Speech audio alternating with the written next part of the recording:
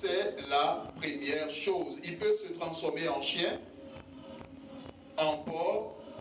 Pour le porc, nous avons déjà parlé de cela. Nous avons eu le témoignage du frère en Christ qui voyait un porc marcher sur les deux pieds et venir à sa rencontre et qui a invoqué le feu du Saint-Esprit, et le porc qui marchait sur les deux pieds s'est retrouvé sur ses quatre pieds en criant et en prenant la fuite. Nous avons vu aussi le cas des fourmis par rapport à ce père de famille qui était dans la sorcellerie, qui n'a rien dit à ses enfants.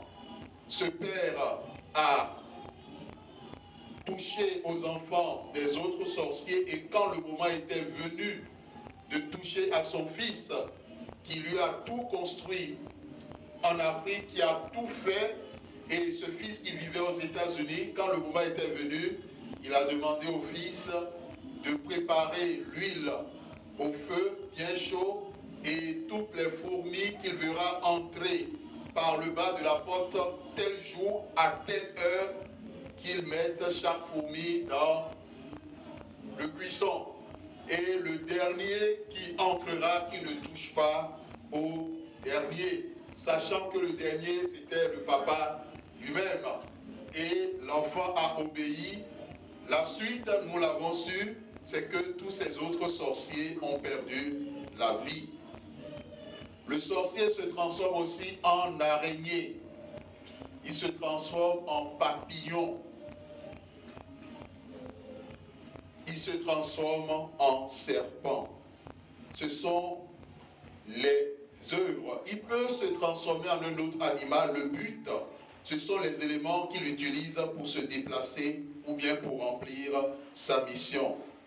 Le sorcier transformé en papillon, nous l'avons déjà vu. Et nous bénissons le Seigneur. Lorsqu'il t'arrive en tant qu'enfant de Dieu, l'Éternel permet que nous attirons votre attention sur cela. Tu entres dans ta maison, soit dans ta maison ou bien en pleine rue, tu as l'impression d'avoir sur le visage ou sur l'œil des toiles, comme une toile d'araignée, mais physiquement on ne voit pas. Sache simplement que c'est une œuvre que les ténèbres ont mis en place pour te toucher par la malédiction. Il arrive des fois où certaines personnes voient dans leur chambre, surtout dans les coins des chambres, ils voient des toiles d'araignée, mais ils ne voient pas d'araignée. On a souvent tendance à accorder cela à, disons, ça doit être de la poussière, ça doit être, mais quand nous apprécions de près, on constate qu'on a affaire à une toile. Les toiles, souvent, qui sont placées dans les coins des murs, il est vrai, cette toile peut se trouver ailleurs. Mais pourquoi l'on choisit les coins des murs?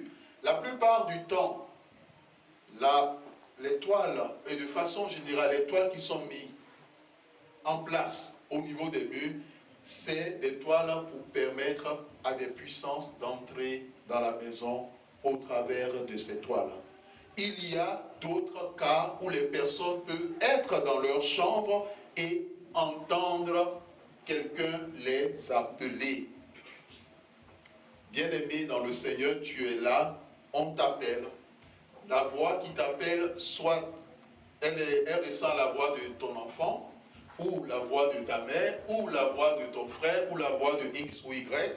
Et lorsque tu sais, tu dis à la personne, mais est-ce que tu m'as appelé? La personne dit, mais non, je ne t'ai pas appelé.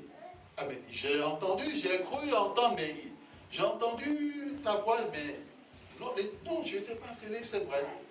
Bien aimé, ce sont des procédés. Lorsque vous êtes confronté à la donnée des voix, sachez que dans votre domicile, il y a déjà une présence. Pas une présence physique, mais une présence spirituelle. Et ce procédé des voix, c'est un procédé utilisé pour mettre la main sur l'âme d'une personne.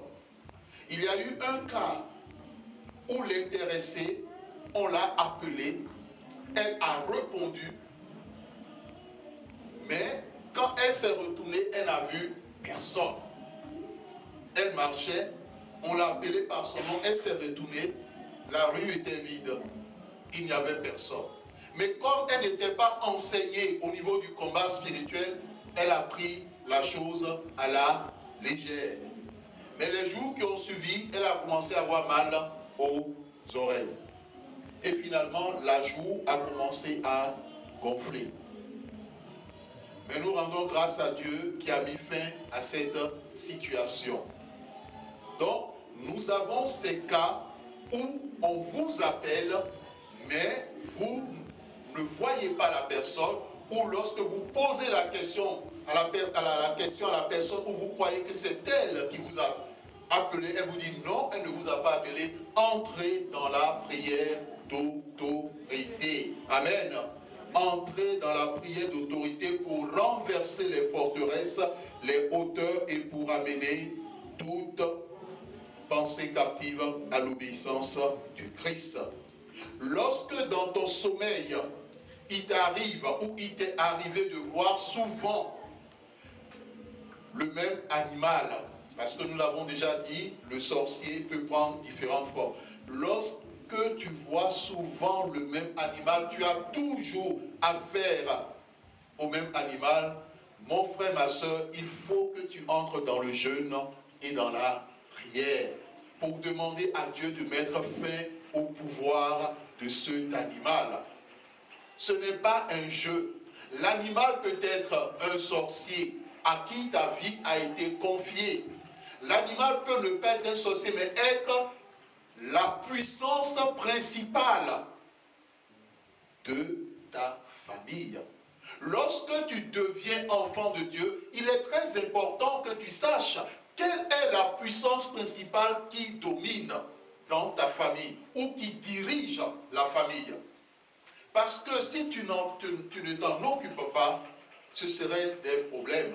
Il y a une sœur en Christ qui a donné un témoignage. Elle soulignait ceci. Elle et son époux, avant qu'ils ne soient enfants de Dieu, c'était la richesse. L'époux avait une situation stable, une entreprise et l'argent entrait. Mais le jour où l'un et l'autre ont donné leur vie à Jésus-Christ, les problèmes ont commencé. Les problèmes ont commencé. Ils ont vécu des souffrances qu'ils n'ont jamais rencontrées dans leur vie. Au point où le mari a presque tout perdu. Bien-aimé dans le Seigneur, il y a deux chemins, soit le chemin de Dieu, soit le chemin de Satan. Il n'y a pas de milieu.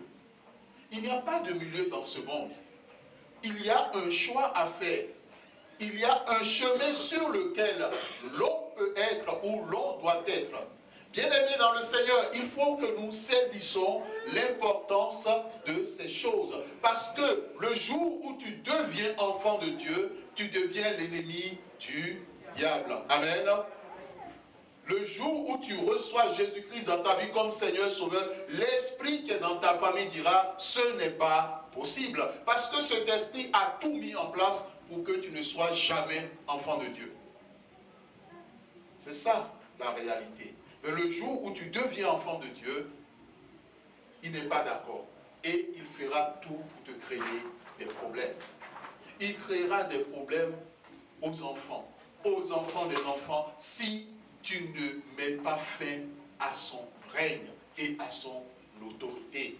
Gédéon ne pouvait pas devenir roi ou juge en Israël tant qu'il n'a pas réglé la situation de l'autel de Baal qui était dans sa maison et qui appartenait à son père. Amen.